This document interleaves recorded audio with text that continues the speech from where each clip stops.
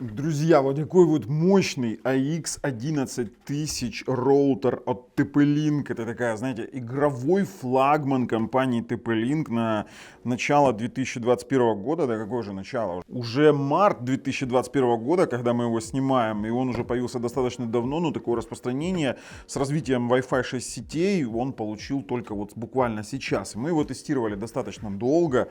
Невероятно сумасшедший, монструозный роутер, я бы сказал, и все это на канале Технозон.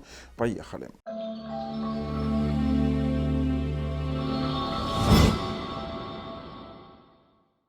Вы знаете, невероятно классное приобретение, я считаю, и мой выбор пал на данный роутер из-за того, что моя дочь, во-первых, играет, я играю я на... Вот давайте сейчас вам покажу на Sony PlayStation 5, плюс у меня есть игровой Acer Predator, и иногда поигрываю в игры, а дочка еще и стримит. И данный роутер как нельзя лучше подходит для таких целей: стримы плюс игры, при этом с приоритизацией Wi-Fi. И еще немаловажный момент для игровиков — это то, что здесь есть WAN 2,5 гигабита. Также наличие двух USB портов, здесь один Type-C, один USB 3.0, нам позволяет организовать домашнее хранилище, такой мини-NAS. При этом есть возможность организовать Samba сервер, на секундочку, со скоростью копирования больше 100 мегабайт в секунду, а это практически на полную скорость сети LAN, да, вот мы пробовали его через LAN. И плюс вы можете подключить два диска. То есть, по сути, мы, знаете, как подключали? Мы подключали, тестировали вот такой вот, через вот такой вот карман SSD внешний, а на USB Type-C мы использовали такой вот переходник Bezos на Type-C. Он его съел, этот Bezos, и подключенный через него диск достаточно шустро работал. Поэтому у нас как бы в этом моменте претензий ноль. Все его вот эти вот моменты, которые есть коммуникативные, вы увидите на самой распаковке. Мы обязательно сделаем распаковку. Мы не могли пропустить такое чудо. Из того, что у нас здесь внутри, у нас 4-ядерный процессор 1.8, у нас 1 гигабайт RAM, 512 мегабайт флеш-хранилище, у нас две сети Wi-Fi 5 ГГц, каждая из которых с максимальной пропускной способностью 4,8 гигабит и 1148 мегабит в 2,4 диапазоне. То есть вообще суммарно это вот порядка там 10 гигабит плюс-минус. Почему? Потому что точно никто замерить не сможет. Я вам объясню, что это значит. Это не значит, что он может 10 гигабит отдавать на мир. Это значит, что суммарная скорость всех устройств внутри сети, внутри всех возможных коммуникативных маршрутов может составлять 10 гигабит. По порту 2,5 гигабит WAN. Меня многие спросят, для чего вообще здесь 2,5. Во-первых, не у каждого есть, ну я вам скажу, у нас есть и 2,5, и 10. Мы тестировали, и некоторые справедливо скажут, ну, что здесь не Wi-Fi 6E, поэтому здесь мы не сможем получить, допустим, там, выше 2 гигабит через Wi-Fi на внешний мир, и вы будете абсолютно правы, но для чего здесь нужен 2,5 гигабит? Давайте разберемся. Вот, пожалуйста, у нас есть тест, который мы запустим на смартфоне, и одновременно тест на компе. Немножечко их подвинем, чтобы они у нас были ровнее. При одновременном тесте у нас на смартфоне была максимальная скорость 1.46, а на LAN, на WAN, то есть это все на внешний мир, была около гигабита, то есть порядка 900 мегабит, 800-900, это было стабильный показатель, вообще 900, стабильно на внешний мир. И мы в общей сумме с вами максимально получали суммарную скорость порта WAN 2,2 гигабита. То есть одновременно запущенные тесты на многопотоки, на разные сервера у нас позволяли получить, то есть эти два теста проходили одновременно. Мы получили с вами 2,2 в сумме. Что касаемо того же теста Wi-Fi на LAN 2,4 в 5 ГГц, у нас с вами ситуация немножечко тоже интересная. В том плане, что Wi-Fi 2,4 на LAN показывает стабильную соточку. Стабильную 100 на 100, вот не дать не взять. А Wi-Fi 5 ГГц показывает стабильных, честных 900 мегабит. И это невероятно круто. То есть он выдает по максимуму на LAN то, что можно из него выжать. При этом это выдается стабильно. Да, то есть если вы поставите два устройства Wi-Fi на два устройства LAN, это все равно будет 900 на 900, потому что общая пропускная способность порядка 10 гигабит. То есть вот это вот прелесть этого роутера, при этом вы это можете еще разделять по сетям Wi-Fi, потому что, ну, когда мы с вами будем смотреть, допустим, внутреннюю консоль управления, вы это все увидите. Отдельно хочу отметить вот такой вот тест Wi-Fi 2.4 на мир. На мир у нас 2.4 выдавал в пике 350, ну а в среднем выдает 130 на 100. Это 130 на загрузку, 100 на выгрузку. Это действительно тоже хорошие результаты для 2.4 диапазона. Но 350 в пике мы получали даже для 2.4, что не свойственно для роутеров, допустим, которые работают в этом диапазоне частот. Тесты Wi-Fi на Wi-Fi, которые вы тоже можете, вот, пожалуйста, наблюдать. Вот их вот тут окошечко и тут окошечко. Wi-Fi на Wi-Fi в 5 ГГц показывает падение ровно до 50%. Вот знаете, как и должно... Вот, если бы я говорил про медицину, то, знаете, это такой абсолютно здоровый пациент. Почему? Потому что это нормальная технология, когда Wi-Fi на Wi-Fi внутри сети составляет половину максимальной пропускной способности Wi-Fi to LAN. Ну, так устроена технология. И оно четко показывает вот эти вот 450 на 450, вот знаете, вот 450 на 450. Все. То есть вот имеем, что имеем.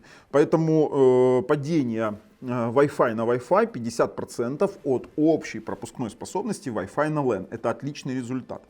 Для того, чтобы оценить его силу покрытия, мы использовали тест в один поток возле роутера и тест в один поток в отдалении 20 метров через две стены и две двери. То есть у нас есть одна капитальная стена с металлической дверью, есть одна такая гипсовая стена с деревянной дверью. И вот в принципе, что у нас получилось. Базовый показатель в однопотоке у нас составил 300-340 Mbps. Ну, это хороший показатель для одного потока. В принципе, нормально. Мы это делали на LAN для того, чтобы как-то зафиксировать более-менее стабильную скорость.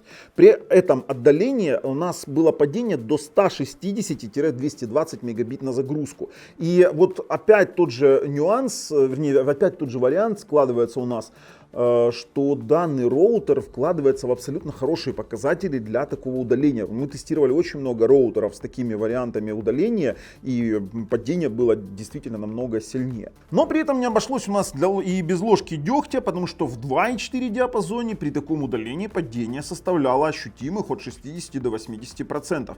Мы сейчас вам показываем тесты на один поток вблизи роутера и тесты на один поток в отдалении от роутера 20 метров плюс эти две самые двери, падение там, грубо говоря, с 90 мегабит до 14-18, это, я вам скажу, очень сильно влияет. Но в принципе рассчитывать на то, что купить роутер за такие деньги, именно который заточен под игровые 5 ГГц, и для того, чтобы использовать его в 5 ГГц, и плюс 2,5 гигабита WAN, и использовать его для 2,4 ГГц, это, откровенно говоря, глупо, действительно глупо, потому что в 5 ГГц он, конечно, отрабатывает невероятно классно. Конечно же, он поддерживает все эти фишки типа OFDMA, 1024 QAM и все остальные 160 МГц и все остальные плюшки этого самого Wi-Fi 6. Ссылочки на проверенных продавцов, ну какие они могут быть проверены, только на фирменных продавцов, где продается этот роутер, лежат в описании под видео. А мы сейчас с вами перейдем, распакуем его, мы потом посмотрим, что у нас есть в консоли, потестируем еще самбу, потому что все остальные тесты скорости вы уже видели, и опять заниматься их повторением мы не видим смысла. Но роутер в целом вообще обалденный. Хочется отдельно отметить его взаимодействие с игровой консолью, допустим, PlayStation 5. Почему? Потому что при подключении PlayStation 5 у нас прям загорается значок, что это игровая консоль. Вы в игровом центре выбираете приоритизацию трафика конкретно для этого роутера, и задержка практически минимальная. Плюс данный роутер поддерживает, у него есть два порта, LAN 3 и LAN 2, которые вы можете агрегировать для того, чтобы получить один порт, какой-то из них один высокой пропускной способности. Ребят, невероятно круто, невероятно обалденная штука, поддерживает, а знаете, что еще он поддерживает? Он поддерживает IPTV. И поддержка IPTV это действительно наболевшая проблема, допустим, для китайских роутеров, потому что там используется технология, которую зачастую китайские роутеры не могут реализовать. Ну да не для IPTV такую штуку берем, а такую штуку берут обычно геймеры, да и вообще люди, помешанные на подключении большого количества устройств, потому что большое количество устройств он тоже спокойно вытягивает, потому что у него 4х4 MU-MIMO, 4T, 4R, вот так вот это все называется.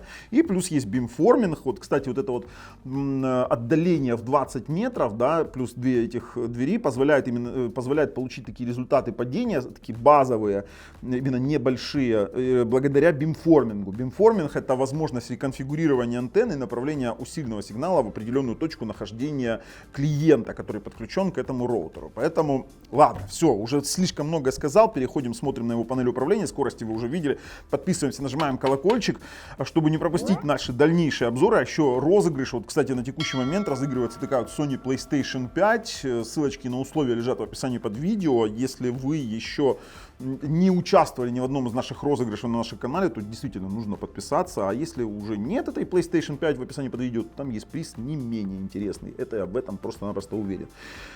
Но сейчас я говорю вам хавабанга, ребята. Это же Бубльгум, моя фирменная фраза на канале Технозон и AX 11000. Поехали. Смотрите, какой карабас, он огромный, он тяжелый. Смотрите, что у нас написано. Game акселератор. Потом игровая панель какая-то, 10 гигабит ультра Wi-Fi speed. Это значит, что суммарная теоретическая вроде бы как может составлять 10 мегабит. Но это, конечно же, пишут всего лишь теоретическую скорость, которая может быть Wi-Fi 6. О возможных скоростях здесь мы посмотрим позже. 1,8 ГГц 4-ядерный процессор и 2,5 гигабит WAN порт. Ну или WAN порт, уже давайте смотреть, что у нас здесь еще написано. Ага, а вот здесь у нас заявляются, видите, как написано, гигабитный беспроводной маршрутизатор, скорость до 1148 мегабит на 2,4 и 4800 на 5 ГГц. Но так как у нас есть 2,5 гигабит, то я думаю, мы получим на Wi-Fi 6 больше. Сзади у нас, смотрите, сколько картинок интересных. Давайте посмотрим, что пишут. Wi-Fi 6, ну это да, это вот они Wi-Fi 6 дают типа стандарт скорости AX 11.3.0 и суммарная скорость внутри сети, возможно, сможет составить 10 гигабит, но это не то чуть-чуть. Слушайте, давайте его вскрывать, потому что много разговариваем, мало показываем. Оп, все, это сняли. Вскрываем дальше. О, смотрите. У нас есть инструкция о быстрой настройке. Есть гарантийный талон от TP-Link. Есть патч-корд беленький. Блок питания какой-то нереальный. Большой, как у ноутбука. На 12 ватт 5 ампер. Вообще огонь. Слушайте, я представляю мощность этого роутера, конечно же. Слушайте, ну, есть кабель питания. Нам он не совсем интересен. Тоже у нас быстрая настройка, проводник быстрой настройки и антенки. Видели, как уложены антенны? Вот, очень красиво. Сам по себе кейс такой, знаете, как премиальный. То есть ты открываешь, ты понимаешь, что ты имеешь вещь. Вот серьезно вам говорю. Смотрите дальше, что у нас есть. У нас есть с вами... Ух ты ж, сам по себе роутер. Очуметь дизайн, я вам говорю, мама родная, смотрите. Он весь в диффузорах охлаждения, то есть греться он точно не будет. У него есть крепление под стену, то есть на стену можно законнектить. Спереди у нас есть кнопки, VPS, Wi-Fi, ну и скорее всего подсветкой, которую можно регулировать. Здесь у нас есть USB 3 порт, это круто. Есть USB-C, это тоже мега круто. И тадам! Основная тема, из-за чего он вам вообще нужен. 2,5 гига WAN, LAN портов 8 штук, гигабитных, это просто огонь.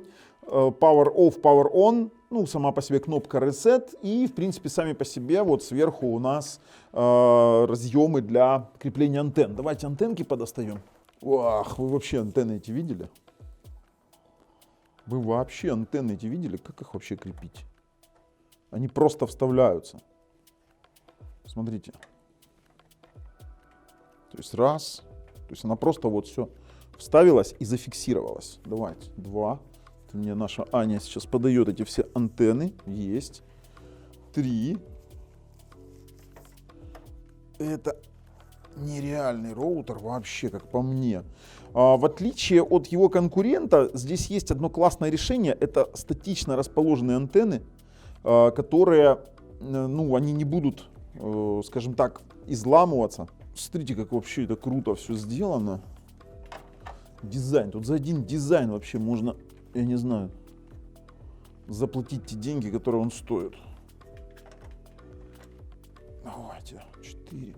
Сколько у нас антенн в общей сумме? 8 антенн. Вообще огонь. Вы видели это? Вы это вообще видели? Все, ребят, я перехожу и давайте с вами уже его тестировать дальше, что ли. Потому что антенны достаточно жестко сидят, то есть они законнектились. В принципе, можно это уже обозревать и тестировать. Ну что, друзья, теперь пришла пора рассмотреть, что же у нас внутри консоли управления этого самого TP-Link AX11. Видите, как сразу MU-MIMO, MUMIMO. Трехдиапазонный игровой роутер. Значит так, схема сети. У нас на стартовой странице представлена схема сети. В принципе, сам роутер. У нас показаны 2 5 гигагерцовых сети плюс 2,4. Есть клиенты, список клиентов. Сейчас у нас подключен... что у нас подключено? Да, у нас подключен какой-то компьютер, скорее всего, мой Mac. И по LAN подключен мой вот этот вот десктоп. Если мы с вами нажмем на интернет, то у нас здесь будет тест скорости сети. Вы видите сейчас скорость сети, но здесь это от спид-теста. Но здесь мы не можем выбрать, к сожалению, сервер. На какой сервер оно тестирует? Сервер не дает больше там 600 мегабит однозначно, то есть мы нажали с вами на тестирование, и вот если бы на сервера, на которые, допустим, внутренние сервера нашего провайдера, либо на те сервера, которые поддерживают там, допустим, до 10 гигабит, мы бы увидели совсем другую скорость. Мы сейчас посмотрим, что из этого получится. Вот, пожалуйста, 488 на 500, то есть здесь мы ограничены только лишь скоростью того узла, который TP-Link предоставил для тестирования. Теперь, ну, это простая схема управления. Центр игр. Это очень важный центр. Почему? Потому что у нас здесь есть, видите, сетевой трафик, сетевой график, производительность, подключенные USB устройства. Это наш SSD-диск. Мы на 500 гигабайт подключили. И есть у нас, вот видите, перечень устройств. Давайте я сейчас включу, наверное, наш PlayStation 5. Он сейчас тоже подключен к данному роутеру. Сейчас мы обновим с вами перечень сетей. Включился наш PS5. Давайте посмотрим, что у нас там появилось в консоли. Обновим страничку. И здесь мы видим, что у нас появились... Так, текущая скорость. Game акселератор давайте включим. Здесь у нас сейчас она подключена, консоль, через LAN. Через LAN я объясню, что будет, если ее подключить именно в Game акселераторе, что будет, если ее подключить через Wi-Fi. Почему это принципиальная разница? Потому что через LAN и так идет приоритизация игрового трафика, а в случае подключения, например, консоли через, допустим, Wi-Fi трафик, вот давайте через Wi-Fi соединение, я отключил сейчас кабель из нашего вот этого Sony PlayStation 5, видите, кабель LAN не подключен. Мы должны с вами обязательно зайти в настройки, в сеть. Видите, подключение к LAN у нас сейчас отключено, настройки и установить соединение с интернетом. Выбираем TP-Link 5G Gaming, обязательно 5G Gaming, потому что это конкретно гейминговая сеть. Давайте нажимаем «Готово» и нажимаем «Ок». Идет подключение к интернету. В принципе, у нас соединение установлено. Давайте мы с вами в статусе соединения проверим соединение с интернетом. У нас идет все, в принципе, успешно. Тип NAT2. Ну, вообще-то NAT2 это потому, что не прямой, то есть это не прямой кабель интернета включен в саму консоль. Если бы мы включили прямой кабель интернета, тогда был бы NAT1. И плюс скорость загрузки и выгрузки сети, то, конечно же, будет здесь на сервера Sony, а не на внутренний сервер провайдера. И здесь будет 203 мегабита. Это через Wi-Fi. Здесь Wi-Fi 6, кстати. И вот сейчас выгрузку посмотрим.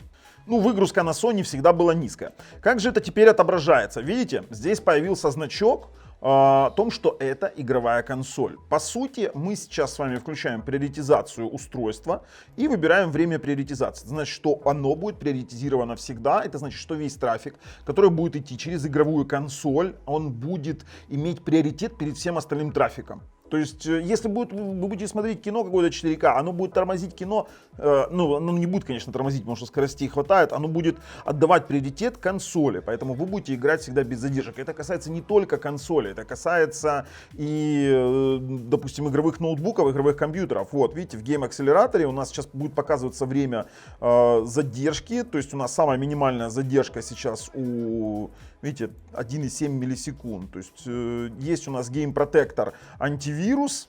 Ну, здесь у вас есть сеть, подвержена угрозам безопасности, поскольку один или несколько типов защиты отключены. Видите, у нас фильтр вредоносного контента можно включать, система предотвращения вторжения и карантин для зараженных устройств. То есть мы можем нажать «Исправить», оно все включит. Также у нас есть родительский контроль. Родительский контроль у TP-Link был всегда классный. Мы можем добавить устройство. Например, мы на OnePlus 8 включаем «Добавить». И именно для...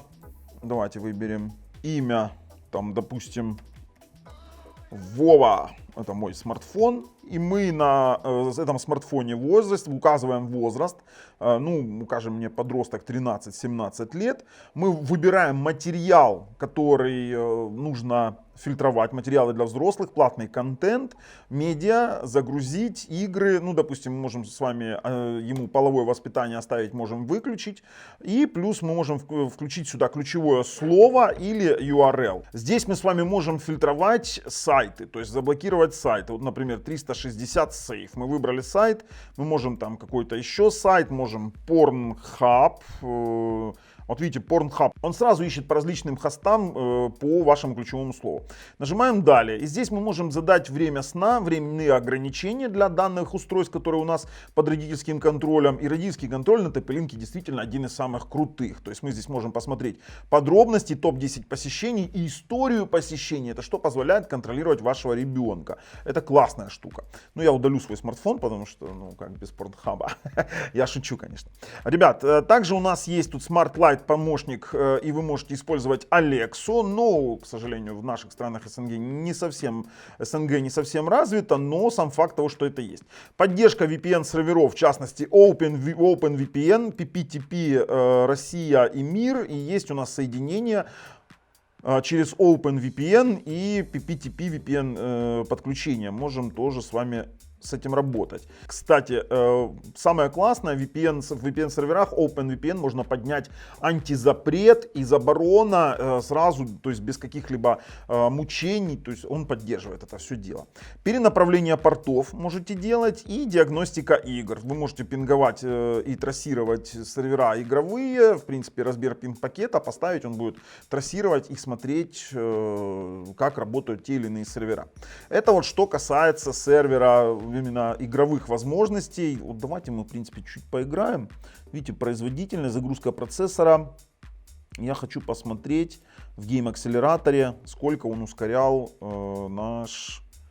нашу плойку. Давайте хоть что-нибудь запустим буквально на пару минут и посмотрим, что у нас из этого получится. Как это отображается, по крайней мере, в консоли. Будем, конечно же, запускать что-нибудь сетевое, в данном случае Майнкрафт, сори, других сетевых игр сейчас пока нет, когда не довелось играть, я не сильно большой игрок в сетевые игры. Кстати, ребят, я же вам напомню, это PlayStation 5 на текущий момент разыгрывается на канале Технозон, успейте, потому что такого розыгрыша не будет. Будет, конечно, круче, но такой розыгрыш у нас не часто.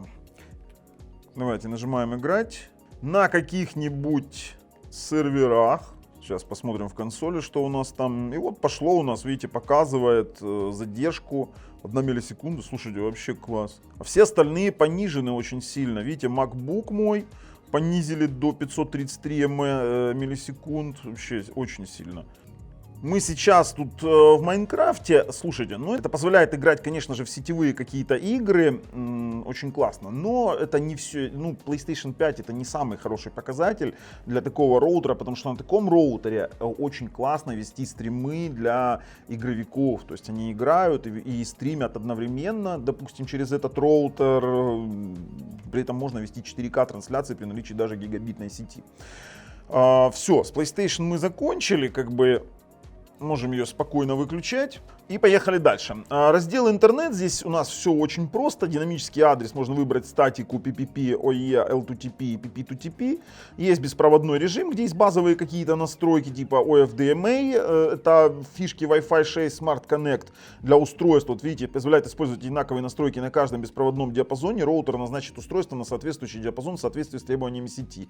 Задать здесь имя, какую-то защиту и пароль, и все. А вот в дополнительных настройках у нас уже расширенная консоль. То есть мы с вами сейчас здесь видим, допустим, сеть — это состояние. У нас есть динамический IP-адрес, назначенный IP-адрес, есть IP-адрес сети, есть MAC-адрес сети, DHCP-сервер и DDNS. Плюс в разделе интернет мы с вами можем задавать статику и работать с тем, что я сказал. Можем назначить MAC-адрес, у нас можно включать NAT, и вот согласование скорости порта интернета у нас 2,5 гигабита, полный дуплекс. В LAN у нас, видите, здесь мы тоже можем... слушайте, видите, агрегирование каналов. Агрегирование каналов позволяет объединить вот этот вот LAN 2 и LAN 3, чтобы создать канал передачи данных с высокой пропускной способностью. Это классная фишка, кстати. Мы тестировали скорость не на этих каналах.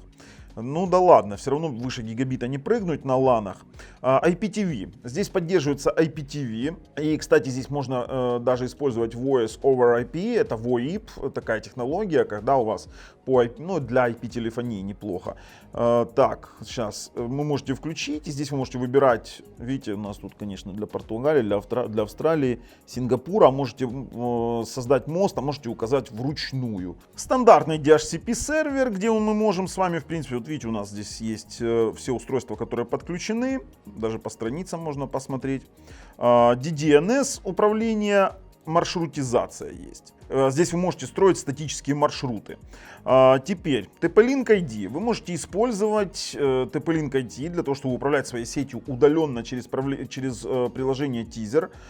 Есть у нас настройки беспроводного режима. А вот здесь у нас, конечно, очень много настроек. Почему? Потому что здесь есть 1, 2,4 ГГц сеть. Теперь смотрите, здесь мы можем регулировать мощность. У нас есть поддержка WPA2 для Wi-Fi 5 ГГц и WPA3, WPA2, WPA3 для Wi-Fi 5 ГГц. Там для 2.4 у нас WPA2 и WPA3 для 5 ГГц. В режиме 2.4 у нас есть выбор ширины канала 20-40 или автоматический. Каналы доступны с 1 по 11, по крайней мере для моего региона. И есть режим BGN и AX смешанный. Для 5 ГГц тоже есть вариант защиты, есть мощность передатчика. Выбор ширины канала авто 20, 40, 80 или 160. У меня они стоят все на 160 МГц. Включение поддержки MUM AMO. Плюс у нас вторая сеть — это гейминговая сеть. Вот смотрите, у нас вот это вот гейминг. Они отличаются наличием, вернее, работой с каналами. Здесь у нас DFS каналы от 100 до 128 и в простой 5 гигагерцовой сети, сейчас покажу, от 36 до 64, при этом с 52 по 64 DFS каналы. И здесь тоже можно выбирать, у меня только Wi-Fi 6, потому что у меня все устройства Wi-Fi 6, поэтому я использую только Wi-Fi 6, 802.11ax. Есть возможность организации беспроводной сети гостевой, то есть вы можете включить еще 3 гостевых сети с поддержкой защиты и при этом разрешить гостям видеть друг друга, либо изолировать гостей, то есть человек может использовать интернет, но он может не видеть внутреннюю сеть или гостей. И разрешить гостевым пользователям доступ к вашей локальной сети. То есть фактически они находятся в режиме изоляции, только если вы не разрешите обратного. Расписание беспроводного вещания. То есть мы можем с вами включить расписание работы Wi-Fi. WPS у нас, видите, можно ввести пин-код. Также у нас есть возможность работать с мостами WDS. И в дополнительных настройках есть более тонкие настройки вашего беспроводного режима. USB. USB очень простое в использовании. Здесь 2 USB порта. 2 USB порта работают как хранилище данных. Вы можете подключить 2 хранилища данных. И вы знаете, скорость копирования при этом, ну, действительно высока. То есть, видите, сейчас у нас есть возможность подключиться к Samba для Windows, ну или для TV-бокса в локальный FTP сервер и интернет FTP. Вы можете использовать интернет FTP для доступа из внешнего мира. То есть, если у вас подключен напрямую в интернет, то у вас есть определенный адрес для доступа к жесткому диску. Это очень удобно. И есть вариант безопасного совместного доступа. Вы выбираете папку и назначаете тех, кто сможет это все делать. Ну, фактически назначая пользователей. Давайте с вами проверим скорость копирования, скорость чтения. Ну, грубо говоря, вот сейчас мы берем, давайте удалим файлы, мы уже тестировали это не раз. Ставим копировать. И получаем 100-110 мегабайт в секунду. Фактически это на всю скорость LAN сети, чтобы вы поняли, даже 111-112. Смотрите, то есть мы 3 файла копируем без проседания. А что такое 113 мегабайт в секунду умножить на 8? Это 904 Mbps. То есть на всю скорость Wi-Fi, вернее на всю скорость сети внутренней он выдает скорость копирования Samba. Это один из лучших показателей. На запись идет скорость меньше. И здесь идет у нас от 30 до 57 то, что мы регистрировали, в принципе, максимально. Ну, в принципе, вот даже 60. Вот буквально при вас я новый рекорд получаю. Ну, я вам могу сказать так, что от 30 умножить на 8 это 240 Mbps, если записывать на SSD, либо 64, вот максимальное мы только что увидели, это 512 Mbps. То есть это если писать на запись. Но Samba работает отлично. Здесь, ну, я как бы даже придираться не могу. Есть доступ через Time Machine, то есть фактически вы можете использовать, можете включить Time Machine, это для доступа на Mac. То есть для того, чтобы Mac видел жесткий диск, подключенный к роутеру. Это тоже очень удобно. Соответственно, есть NAT-переадресация. Здесь мы не будем сильно останавливаться. Это перенаправление портов, порт, триггеринг, UPnP и делимитаризованные зоны. Есть такая штука, как Home Care. Это тот же самый родительский контроль, приоритизация данных. А вот смотрите, вот есть у нас приоритизация данных. Выберите и приоритизируйте активность в интернет по важности для всех пользователей сети. То есть вы тупо ставите, допустим, там игры, игровая сеть, и, видите, увеличивает скорость интернета во время онлайн-игр. Играйте на Xbox, PlayStation, платформе, Stream и т.д. без задержек, даже в случае интенсивного трафика сети. Хотя я не знаю, чем можно нагрузить такой роутер. Вот я вам серьезно говорю. И плюс есть антивирус, мы уже его видели. В защите есть у нас межсетевой экран с тонкими настройками, как это можно назвать, контроль доступа, есть привязка IP и MAC адресов и есть LG. Это шлюз уровня приложения. Здесь у нас уже там пропуск PPTP трафика, L2TP, IPsec и еще куча настроек, которые большинству из вас вообще ни о чем не скажут. Тот же самый VPN сервер, поддержка IPv6 и есть у нас вот система, где можно обновлять встроенное ПО. Давайте проверим обновление. Пока ПО не требует. Резервная копия восстановления, администрирование, системный журнал, диагностика, где мы можем пинговать, время и язык, перезагрузка, LED-индикатор, который мы можем, в принципе, который у нас сверху, да, мы можем его включать, выключать или включить ночной режим. И рабочий режим у нас, вы можете выбирать режим точки доступа или режим Wi-Fi роутера. В принципе, вот так вот выглядит вся эта консоль изнутри, ну а мы можем уже с вами резюмировать данный роутер, потому что нам другого больше ничего не остается, мы посмотрели уже все, что можно. Ну и, конечно же, резюме. Резюме я вообще рекомендую данный роутер, как, знаете, такой запас на многие годы, потому что нереально крутая штука. Знаете, что меня еще впечатляет? У меня дочь стримит, она достаточно молода, маленькая у меня дочь, и меня очень сильно прельщает тот родительский контроль, который реализован в этом роутере. Допустим, у роутеров конкурентов нет такой реализации родительского контроля, как здесь. Поэтому это невероятно круто. Еще и можно просмотреть историю, куда ребенок заходил и вот это контролировать. Ну и, конечно же, его скоростные характеристики, плюс та консоль управления, плюс возможность организации высокоскоростной самбы, именно сервера файлового, плюс доступ извне. Короче, ребята, столько плюшек, и что я его действительно рекомендую. Классный роутер. Если вам нравится то, что мы делаем, ставим пальцы вверх. Если нет, пальцы вниз. Обязательно подписываемся. С вами был Bubble и AX11000 от TP-Link на канале Технозон. Пока.